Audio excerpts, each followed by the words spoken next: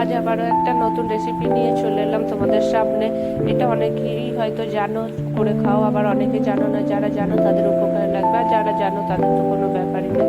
তো দেখো, আমি প্রথমে নিয়েছি কয়েকটা কাজু, কাঁচা লঙ্কা, সাদা সর্ষে, কালো সর্ষে আর কিছুটা পোস্ত। এটাকে খুব ভালো করে পিষে নেবো। পিষে নেওয়ার পরে আলাদা করে রেখে দেবো। এবার একটা স্টিলের বর্তনের মধ্যে ওই যেটা মিক্সিতে পিষেছি সেই পেশাটাকে দিয়ে দেবো।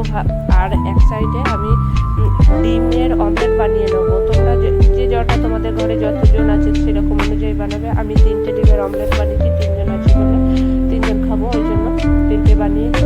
এবার অমলেট বানিয়ে নেওয়ার পরে এই যে বর্তনটা, স্টিলের বর্তনের মধ্যে দেখো ওই মশলাটা আমি সব দিয়ে দেবো। এবার একটু ওইটা মশলাটা ধুয়ে জলও দিয়ে দেবো, আন্দাজ মতো লবণ, হলুদ আর একটু কাশ্মীরি মির্চও দিয়ে দেবো। ভালো করে নেড়ে নিলাম। তারপরে অমলেটগুলো দিয়ে দেবো। আর এর মধ্যে আমি একটু পেঁয়াজ ভাজা করেও দিয়েছি। তোমরা তোমরা কাঁচাও দিতে পারো, অনেকে কাঁচা দেয়, আমার কাঁচাটা ভালো লাগে না বলে আমি ভাজা দিলাম। আর তারপরে একটু কাঁচা টমেটো কুচিও দিয়ে দেবো। দিয়ে ভালো করে মিক্সটা বানিয়ে নেবো। লবণটাও ঠিক মতো আন্দাজ মতো দিয়ে দেবো।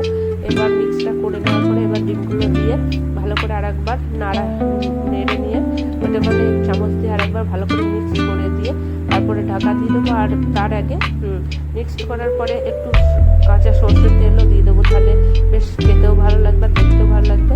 এরপরে দেখো ভালো করে ঢাকা দিয়ে এবার স্টিমে ভাপ দেবো। আমি তো দেখো একটা কড়াইয়ের মধ্যে জল দিয়ে তার মধ্যে এটা বসিয়ে দেবো এবং ভাপ দেবো কিছুক্ষণ। তারপর ভাপে দেখবে হয়ে যাবে। আর এটা খুব সুন্দর লাগে খেতে, আর দেখতেও খুব ভালো লাগলো। তোমরাও এরকম করে বানিয়ে খেয়ে দেখতে পারো।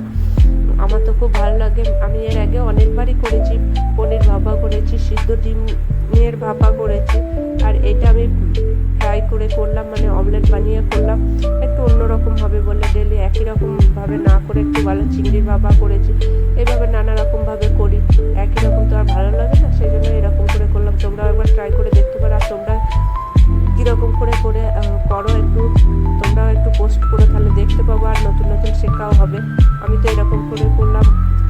তোমরা একটু জানো কমেন্টস করে কেমন হয়েছে। আর দেখো এটা না ভাপার পর খুব সুন্দর কালার হবে, সত্যি দেখতে এত সুন্দর লাগবে, দেখেই খেতে ইচ্ছা করবে।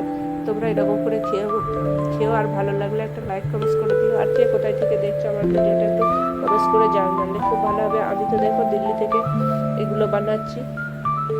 তোমরা কে কোথায় থেকে দেখছো একটু কমেন্টস করে জানিও। আর দেখো সব কিছু করে দেওয়ার পরে এবার ভাপ দিয়ে দেবো। 10 মিনিট মতো ভাপ দেওয়া হলেই হয়ে যাবে। দেখো এবার হয়েও যাবে। এবার দেখো তোমরা কালারটা এত সুন্দর লাগবে, কি বলবো, দেখি ইচ্ছা করবে যে খেতে। দেখো যে কেউই যারা কোনোদিন খায় না তারাও খাবে। দেখো কত সুন্দর লাগছে কালারটা। তোমরা ওইভাবে একবার বানিয়ে ট্রাই করে দেখো। আর তোমরা যদি এটা ইউটিউব